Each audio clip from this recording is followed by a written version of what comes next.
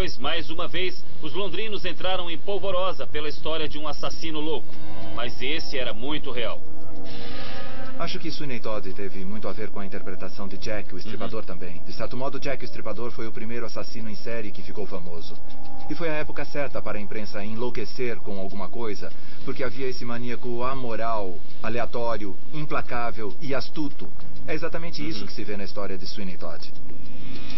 Em 1888, em Whitechapel, um bairro a cerca de 1,5 km da igreja de St. Dunstan, todos caçavam o assassino de 2 prostitutas. Então a polícia recebeu uma carta de um homem que dizia: "Amo o meu trabalho e quero começar de novo." Estava assinada por Jack, o Estripador. 3 dias depois, mais 2 mulheres estavam mortas e Londres estava em pânico.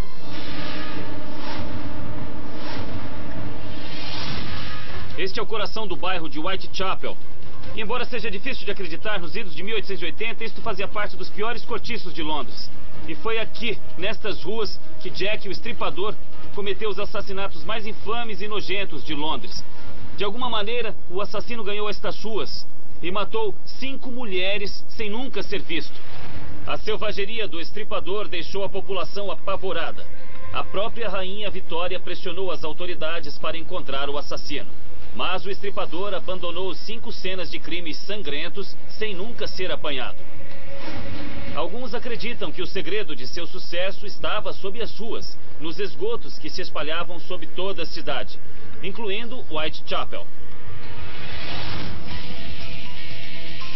Para explorar a grande rede sob as cenas de crimes do Estripador, preciso da ajuda de Robert Smith, da empresa de águas do Tâmisa, que sabe tudo sobre a sujeira e as emissões tóxicas do esgoto. Isso mesmo. Este é um ambiente em que um criminoso desesperado como o Jack o Estripador teria usado para poder sair das ruas. Se quisesse ficar fora da vista, ele teria que descer até os esgotos. É por aqui.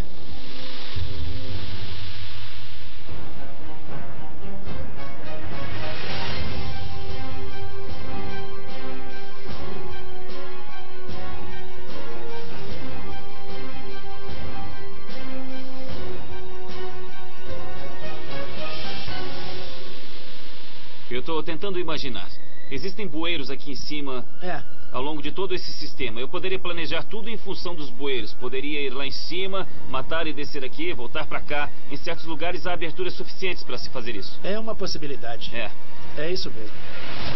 Todas as 5 vítimas foram mortas perto de um acesso fácil para o submundo. Construídos na década de 1850, os esgotos de Londres eram uma maravilha moderna, os maiores e melhores do mundo. Uma elaborada rede de 18.000 quilômetros de túneis de tijolos construídos em arco, canalizando dejetos mortíferos para fora da cidade, até o estuário do Tâmisa. Esses túneis salvaram a cidade de devastadoras epidemias de cólera. Mas já que foram feitos grandes o bastante para faxineiros se deslocarem por eles, eles também podem ter protegido um assassino. Mas mesmo se o maníaco coberto de sangue conseguisse chegar aqui embaixo, ainda assim não estaria seguro. Que barulho é este? O que estamos fazendo aqui? É um canário contemporâneo. Ou seja, era isso que usavam naqueles dias. Se o canário morresse, era hora de sair do esgoto. Se isso começar a apitar mais rápido, então temos que sair daqui.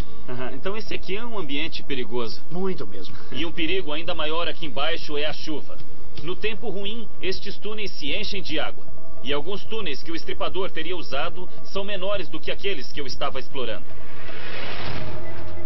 Digamos que tem quanto aqui? Talvez mais de meio metro, ou mais ou menos 1,20 m. Com a chuva chegaria até aqui. Você tinha que acompanhar de perto o clima e tudo mais que acontecia na época. Isso além do desespero e também da insanidade, né? Sim. A insanidade era a marca registrada dos assassinatos do Estripador. 3 das vítimas foram terrivelmente mutiladas, abertas e seus órgãos internos retirados. Eu estou imaginando este homem carregando entranhas, sabe, os órgãos dessas mulheres até os esgotos, levando-os de volta para sua base de operações. Mas as dúvidas permanecem. Por que ele matou aquelas mulheres? E por que levava seus órgãos como troféus? Uma teoria diz que o Estripador tinha obsessão por magia negra, que ele matou as mulheres apenas para pegar seus órgãos e usar como ingrediente em um rito demoníaco de invocação. Mas seja qual for o motivo, ele era tão sinistro e escuro quanto este labirinto, 4,5 metros abaixo das ruas de Londres. Então essa teoria é válida sem dúvida nenhuma. O sistema de esgotos londrino vai para todo lado mesmo. Ele se espalha por toda a cidade. Então esse homem, o Jack o Estripador, poderia cometer um crime e sumir aqui no subterrâneo. Ele usaria estes túneis, esses corredores, a seu favor para escapar. E no fim ele ficou impune pelos assassinatos.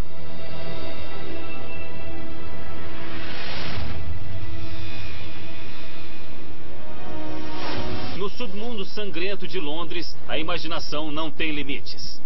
Mas quando você está explorando pedreiras mortíferas, as câmaras secretas de uma sociedade de culto ao demônio, ou os esgotos e criptas usados por assassinos em série, não são as bruxas nem os fantasmas que causam medo, e sim as barbáries que os humanos são capazes de cometer, especialmente quando se escondem no escuro das cidades ocultas.